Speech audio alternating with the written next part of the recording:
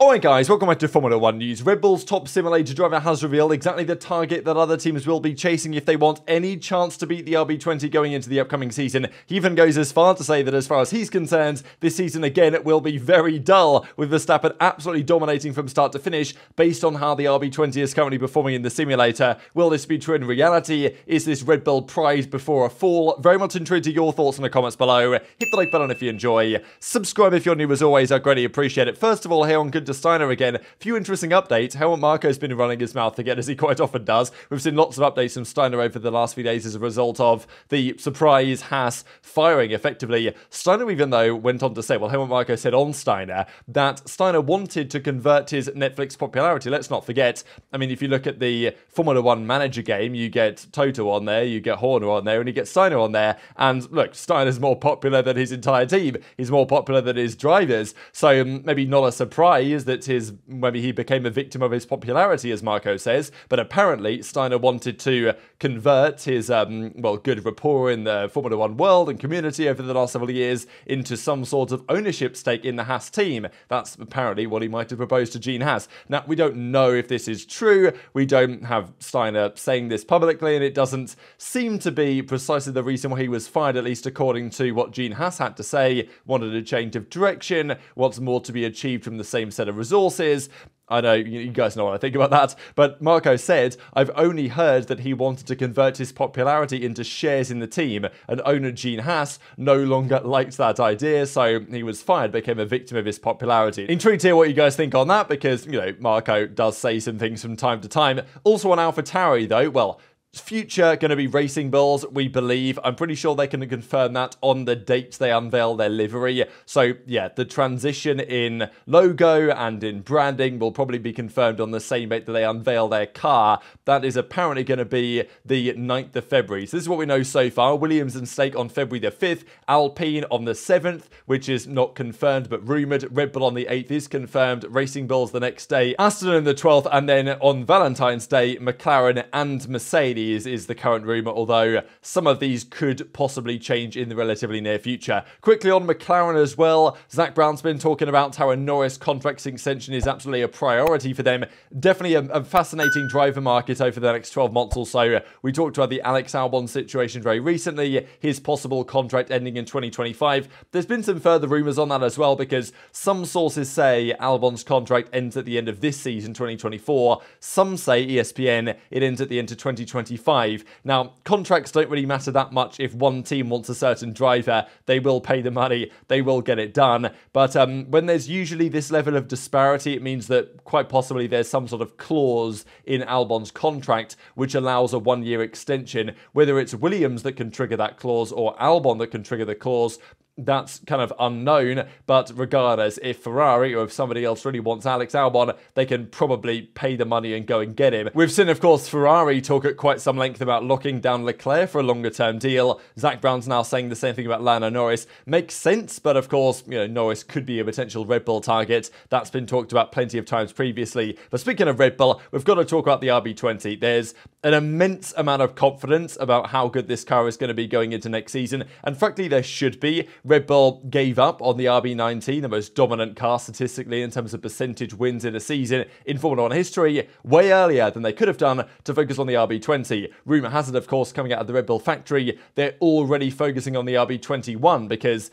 they've done what they can with the RB20, they've nailed all the metrics they intended to hit pretty much, and there's a few things they might want to change with 2025's car, but they're very, very satisfied with the development of the RB20 for the upcoming season, to such an extent that we are getting statements from Red Bull that I don't believe we've ever heard confidence like this from a Red Bull outfit, and you can wonder whether that is potentially a good or a bad thing for how Red Bull might go the upcoming season, but also how it's going to look for the competition. So this is Jake Dennis, Formula E, reigning Formula E champion. He was only 9th in the Mexico City E-Prix that went down yesterday that Pascal Wehrlein won from pole position, if any guys were watching that. But Jake Dennis also Red Bull Reserve also, well, not really Reserve, but Red Bull Simulator driver in the Red Bull program, works with those guys and spends a lot of time driving the Red Bull cars in the simulator and testing out their ideas. He actually said, I'm pretty sure, at the FIA prize giving that the RB20 is a rocket ship in the simulator. Now, does the simulator correlate to real life? Not always,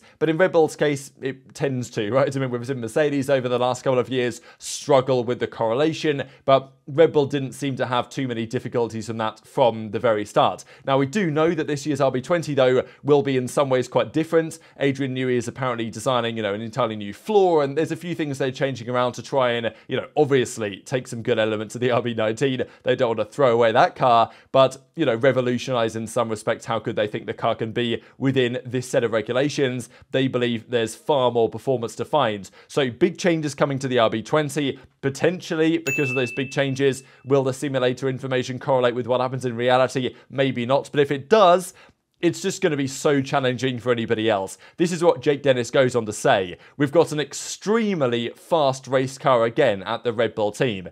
And that's only, the start of it. So this guy definitely is giving it large about the RB20 is driven in the simulators, maybe even so much so compared to the RB19 that he's also driven in the simulators. And I believe, did he drive it at Abu Dhabi? Was that right, in FP1? Something like that anyway. But anyway, he goes on to say, I would expect us to become champions again, unless someone like Ferrari or Mercedes somehow manages to find about a second per lap overnight. I think it's going to be quite a dull season in Formula 1 with Max probably dominating. So this is a quite incredible thing, I think, to say. You wouldn't usually see this level of statements coming out from someone within the team saying that their car is going to be incredibly good based on the data they have, and it's going to be basically impossible for anybody else to come up with enough lap time to beat them. Even going as far to say, I thought this was definitely a strange thing to say when, I guess the whole idea of Red Bull is that more people watch the sport, but for one of their guys to basically say, maybe just don't bother tuning in, guys, because it's pretty much a foregone conclusion. And he also gives Perez absolutely no respect at all because, look, I also agree with his assessment on this story, but you'd think as a Red Bull driver, you might say, well, it's going to be, the team are going to dominate again, or Max and Checo are going to dominate again. But no, Max is going to dominate again. And of course, the numbers do play that out in reality. But yeah, this is very interesting, I think, from Jake Dennis. And it does align with the rumours that we are hearing come out of some of the Red Bull guys that they are just incredibly confident in this year's car, which is a scary sign for the competition. But as some would also say, pride comes before the fall, right? Once they become, are Red Bull getting to the point of being overconfident? Do they think that there's nothing they can do to possibly lose the upcoming season? I don't know. I think Horner's keeping things in check, but naturally when a team starts to win, complacency to some degree is always going to set in to some extent. Does that mean that this year's car isn't going to be a rocket ship? No, I'm sure it's going to be a rocket ship. The question really is how much time the other teams can find. Red Bull have clearly found time, and they were significantly faster in race trim than everybody else last season.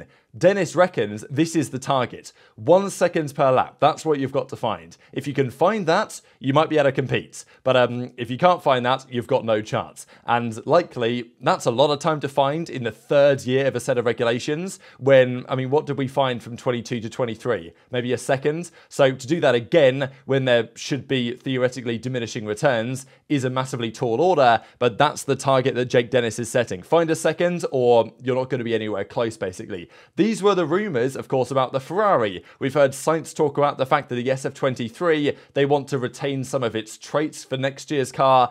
Somewhat concerning in the sense that this is what Mercedes said going into 2024, or 2023, sorry. They said, well, the W13, it's got good race pace compared to qualifying pace. It's good on its tyres. We want to preserve those characteristics. But in trying to preserve some characteristics, they also preserved some rather less desirable characteristics. So that's interesting for Ferrari. And the recent rumour was that compared to their Japan spec, they had found 30 points of downforce, which translated in kind of common parlance to 4.5 tenths of a second. So rumour has it, and often, let's be honest, Ferrari rumours are kind of overly gassed in the media compared to what they actually deliver. But yeah, rumour was that Ferrari have found half a second. So let's take that as it is, that last year's car was half a second slower than this year's car is going to be at the start. According to Jake Dennis, that's nowhere near enough. So I guess we can break down exactly what this might potentially mean for how quick the RB20 is going to be, because these were some of the races just comparing the W05. And to be honest, the W05, lots of its performance advantage was from power.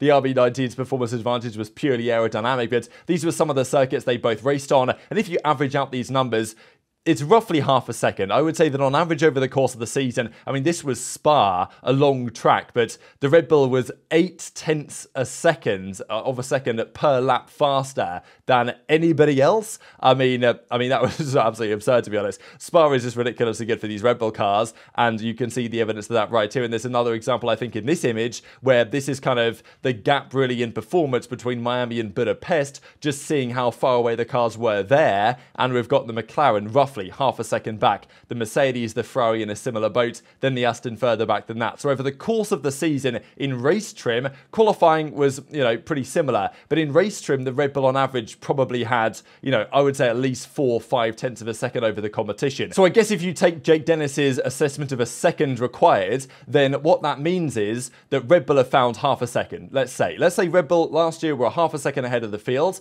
They found half a second with the RB20 to take them, a second ahead of last year's field, so therefore the fields need a second to catch up to where Red Bull are going to be. Ferrari have apparently made the same step the Red Bull are making. So the question is, can anybody else make a bigger step? Because, well, as he describes, according to his understanding of the situation, McLaren, Mercedes, maybe Aston, but that might be a stretch, but especially McLaren and Mercedes and Ferrari need a second to gain. We only have rumours on Ferrari gaining 4.5 tenths. So what about these other potential teams? How much can McLaren gain? How much can Mercedes gain? I'm still of the opinion that if there's any team that is going to do it, it's probably Mercedes, just because they are going to change so much of their car. Ferrari have admitted they're not going to change everything. They're going to keep a few ideas. Mercedes have said that we're going all in, They are changing every single component in the car they can to try and do whatever's possible. They probably won't nail everything out of the gate right. Theoretically, Mercedes, it's unlikely that they get everything right with everything they're trying to change. Maybe by Silverstone, when they bring a few upgrade packages, they could be competitive. And that's what Russell said. He doesn't expect the W15 to turn up to Bahrain and beat the Red Bull. He thinks it's possible by mid-season, once they bring a few upgrades, but it's just unlikely that Mercedes get everything right out of the gate. If they do, or if they do eventually, maybe there's a chance to take some races off Red Bull. But according to Jake Dennis, there's gonna, not be enough to allow that to happen. So, can Red Bull go one further, right? I mean, last year, Christian Horner said at Abu Dhabi, probably knowing that the RB20 was looking good, that, well, we only went 21 for 22. That's one race we could have won. What about next year we go for all of them, right? I mean, is that genuinely on Red Bull's minds that they think, what, last year we won 95-6% of races. This year, let's go for, 100%, right? Is that actually plausible? Could they actually try and pull it off? I don't know. And, well, it's definitely possible based on what we saw last year with the reliability of these machines nowadays, especially. And even Stella says, and McLaren, there's still chances to find lap time in these regulations. But that doesn't just apply to McLaren, to Mercedes, to Ferrari, to the other competitors. That also applies to Red Bull. And that is, well, what will be somewhat concerning these teams. So roughly a month until the reveal of the W15. When it's revealed, I'm sure we'll see lots of analysis on the new aerodynamics and all this type of stuff. I also want to know what Red Bull do, because more than likely Red Bull will just show the RB19 with the new livery, which will be the same as the old livery, but they'll stand around it pretending it's the new car, but it's actually the old car. It's, the oldest trick in the book, it seems. And even Formula 1 today kind of piling on this as well, because they put together this graphic. How many points will Perez score in 2024? And look, it's not exactly a great trajectory for Perez to have scored less points this year than last year with the absolute rocket ship that he had in his hands. But, Verstappen kind of broke him this season in many respects. So I don't really blame Jake Dennis for saying that Perez basically has no chance and it's just going to be the Verstappen show. But how many wins is Verstappen going to get? I mean, the amount of victories he already has in Grand Prix, Hamilton's record is definitely not unattainable for Verstappen on these levels. And honestly, based on the evidence that we have on what's going to happen in 2025, the lack of regulation changes, the fact that in 2025, every team will be focusing 100% on the 2026 set of regulations, what does that mean? Because if Verstappen legitimately dominates this upcoming season, there is almost zero chance that he doesn't dominate the next season. It's kind of, maybe what happened in 2013 when Vettel had a couple of tight seasons to win, but then at the end of 2013, everyone was focused on 2014. He ran away and won 9 races in a row, which seemed like an unbreakable record until Verstappen did last year, and maybe Verstappen tries to break his own record this year, which is definitely possible if what Jake Dennis is saying is true. But, it might not be. There might be other things to see and to, think about as time progresses, but very much intrigued to your thoughts on all this stuff in the comment section below. Hit the like button if you enjoyed, subscribe if you're new, take care, and I'll see you next time.